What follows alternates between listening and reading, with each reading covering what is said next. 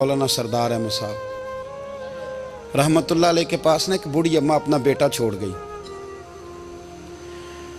तो हजरत साहब ने को 2 4 5 महीने रखा। तो बाद में उसकी अम्मा को बुला के कहा कि भाई तू बेवा है, बेटा तेरा यतीम है, मैं नहीं चाहता कि इसका वक्त ज़ाया हो। ये पढ़ने वाला कोई नहीं, सारे नहीं भाई पढ़ने वाले होते। अब यहाँ उलमा बैठे हैं, मैं बेअदब भी ना हो जाऊँ। कुछ पूरे 8 साल लगा के भी आ जाते हैं, सनद भी उनके पास होती है। नाराज ना हो जाना, ये तो सब अच्छे लोग हैं। सनद होती है पर पता कोई नहीं होता। ये आला हजरत ने लिखी है बात। सनद होती है, पूरी डिग्री होती है, उस पर कई लोगों के साइन भी होते हैं। तो बहुत सारे तालिब इल्म ऐसे होते हैं जो मदारस में कहते हैं मैं फाजल फलां हूँ, लेकिन कोई शय पास। तो मौलाना सरदार अहमद साहब मुहद्दिस आज़म पाकिस्तान रहमतुल्लाह अलैह उस बूढ़ी को कहने लगे तेरा बेटा कुंद देना है, पढ़ना पढ़ाना इसने कुछ भी नहीं। तो यतीम बच्चा है, कल को तू कहेगी कि मेरे बेटे ने वक्त ज़ाया किया तो वापस ले जा। बूढ़ी अम्मा रोने लग गई, कहने लगी मैं पढ़ाने तो नहीं लाई थी, मैं तो आपको रब का वली समझती हूँ, मैं तो नौकरी कराने लाई थी। नौकरी हजरत अनस बिन मालिक कहते हैं मेरी अम्मा भी हुजूर की बारगाह में दे गई थी। हुजूर की बारगाह में ये नहीं कहा था कि या रसूलल्लाह पढ़ा दें, हाँ हाँ मैं जिम्मेदारी से बात कर रहा हूँ। ये नहीं कहा था हुजूर मुजाहिद बना दें, ये थोड़ी कहा था कि या रसूल अल्लाह सल्लल्लाहु ताला अलैहि वसल्लम से मुफस्सिर मुहद्दिस मुहक्किक मुफ्ती बना दें। हजरत अनस की अम्मा कह गई थी सोनिया जब तक ये रहेगा ना आपकी नौकरी करेगा, ये घर के काम काज करेगा, ड्यूटी करेगा, हुजूर ये आपकी नौकरी करेगा। तो मेरे महबूब ने फिर दुआ कर दी, अल्लाह इसे बरकत अता फरमा।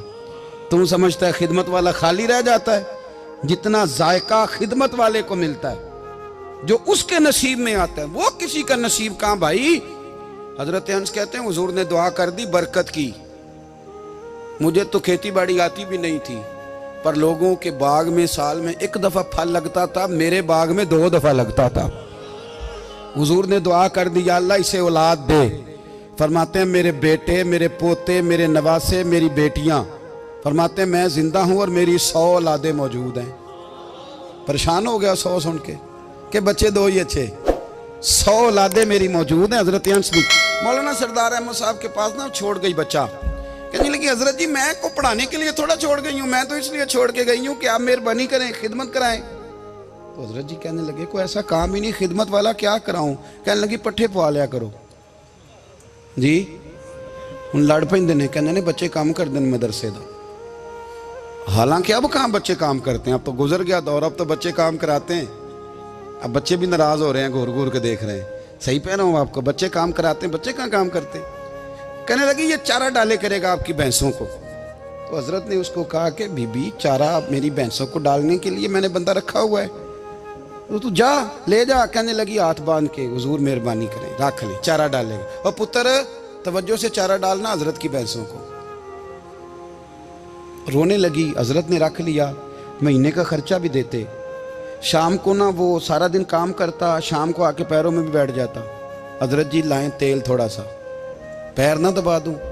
8 साल साथ वाले पढ़ते रहे, ये बेचारा नौकरी करता रहा। मेरा रूप भी नहीं ते मेरा रंग भी नहीं, और मैनू यार मनान दा टंग भी नहीं। कभी कभी ना हजरत बिलाल हबशी फारग होते ना, तो नबी पाक की बारगाह में अर्ज करते हुजूर कोई काम तो नहीं, सारे हो गए, हुजूर जाऊं जरा, चले जाते। एक दिन सलमान फारसी कहने लगे या रसूलल्लाह ये बिलाल कहाँ जाता है। फरमाया जा देख के तो आ। हजरत सलमान वापस आए तो आके रोने लगे, कहने लगे सोनिया जब यहाँ से जाता है ना तो जाके सैयदा फातिमा की चक्की पीसनी शुरू कर देता, बीबी साहबा के काम करने लगता है, घर में जाके स्नैन की ड्यूटी करता है, वहाँ भी काम यहाँ भी काम। वो चारा डालता रहा, उसने चारा डाला। हजरत मुहद्दिस आज़म की भैंसों को दस्तारे फजीलत का वक्त आ गया, सारे पगड़ियाँ सजा के आ गए, आज दस्तार होगी। ये ना पीछे होके बैठ गया, चूँकि पढ़ा ही नहीं था तो दस्तार का है कि दस्तार तो उसकी जो पढ़ेगा, हमने तो पढ़ा ही नहीं, हमने तो यार पढ़ा, घर पढ़ा, ड्यूटी करी। हजरत मुहद्दिस आज़म रहमतुल्लाह अलैह के यहाँ जब ऐलान होने लगा ना कि अब दस्तार होगी, तो हजरत ने पहला ऐलान उसका फरमाया। तो मजा वाला बंदा कपड़े भी कदी कदी बदलता है ना, वो कहता है जिस हाल में भी था मैं पलट के देखने लगा कि पढ़ा पढ़ाया तो है, कोई शय नहीं। तो ये माजरा क्या है। पीछे से उठ के आए, तो कहते हैं बाकियों की दस्तार किसी आलिम ने की, किसी सूफी ने की, लेकिन ये भैंसों को चारा डालने वाला जब आया तो मुहद्दिस आदम ने फरमाया पगड़ी के बाल को कोई हाथ ना लगाए, ये सारी दस्तार मैंने करनी है। और फरमाते हैं हजरत बाल भी देते जाते थे और आंसू भी बहाते जाते थे, माथा भी चूमते थे और फरमाते थे दस्तार के बाद चला तो नहीं जाएगा यार, मुझे तो इबादत भी नहीं रह गई, मुझे तो चाबियों को भी नहीं पता कौन सी कहाँ रहती है, जाएगा तो नहीं तू? तो रो पड़ा, कहने लगा सोने जाए तो वो जिसके पल्ले कुछ है हो, आता जाता तो है कुछ नहीं, मुझे किसने रखना है, मैंने कहाँ जाना है, इधर कहाँ तो इधर ही रहूँगा। वो उस तालिब इल्म के सारे उस्ताद भाई कहते हैं उसने दस्तार कराई, पढ़ा पढ़ाया कुछ नहीं, पर जो मसला अड़ जाता था ना, वो जो अड़ जाता था ना, वो जाके उससे पूछते थे तो किताबें खोलने की ज़रूरत नहीं पड़ती थी। हज़रत बिलाल हबशी कभी सिपा सालार बने थे किसी जंग में, किसी सूबे के गवर्नर बने हो? बोलो तो सही यार। उनका तारुफ क्या था? नबी करीम के गुलाम। हुजूर के ना जो ज़ाती मामलात थे ना, 20 अंसारी नौजवान थे जो हर वक्त नबी पाक के पास खड़े रहते थे कि हुजूर को हुक्म करें। 20 और 34 से लेकर 40 तक गुलाम हर वक्त हुजूर की बारगाह में रहते। हजरत बिलाल हुजूर के ज़ाती मामलात की खिदमत करते थे। कोई ऐसी वो जो तबलीग की या दावत की या जंग की या जिहाद की कोई ड्यूटी नहीं वो करते थे, ज़ाती खिदमत सरकार की।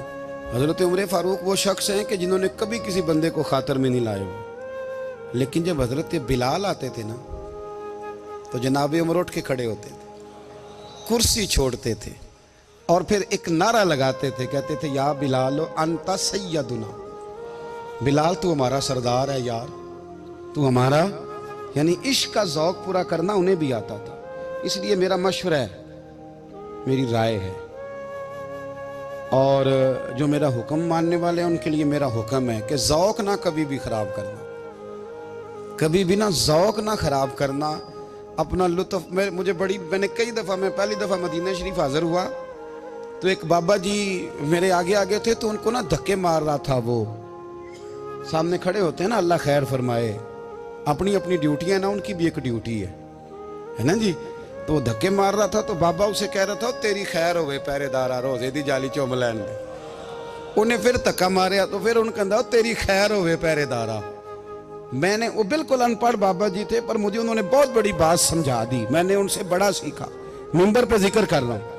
वो तीसरी दफा फिर धक्का मारा, तेरी खैर होवे पहरेदारा, रोजे दी जाली। तो बाबा जी बाहर निकल आए तो मैं भी पीछे निकल आया। तो मैंने कहा बाबा जी यहाँ कुछ इन्होंने बांग्लादेशी और हिंदुस्तानी भी रखे हुए हैं, पर ये तो अरबी था खालस, उन्होंने कदों थोड़ी भी समझ आती सी, तुसी पंजाबी का शेर सुनाई जा रहे हो। कहते पुत्र मैनू भी पता है उन्होंने नहीं समझ आ रही, पर मैं तो अपना रांझा पै राजी करता सा, मैनू पता है उन्होंने कहा ओ यार असी रांझा भी तो राजी करना है कि नहीं, कि सारी जिंदगी किलो काल के झगड़े में पड़े रहना है। ऐ इश्क तेरे सदके जलने से छुटे सस्ते, जो आग बुझा देगी वो। और एक जगह पे आला हजरत कहते हैं जान दे दी वादा दीदार पर, हमने जान दे दी। हाँ, खाली उसने वादा किया था कि आऊँगा, आया नहीं था, पर जान हमने पहले दे दी।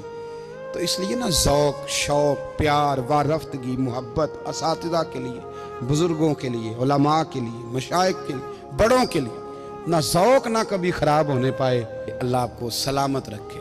और कुछ दुआएं मैंने दे दी हैं, कुछ अल्लाह जानता है मेरे दिल में है, वो मैं देता रहता हूँ। अल्लाह आपको हमेशा शाद व आबाद फरमाए।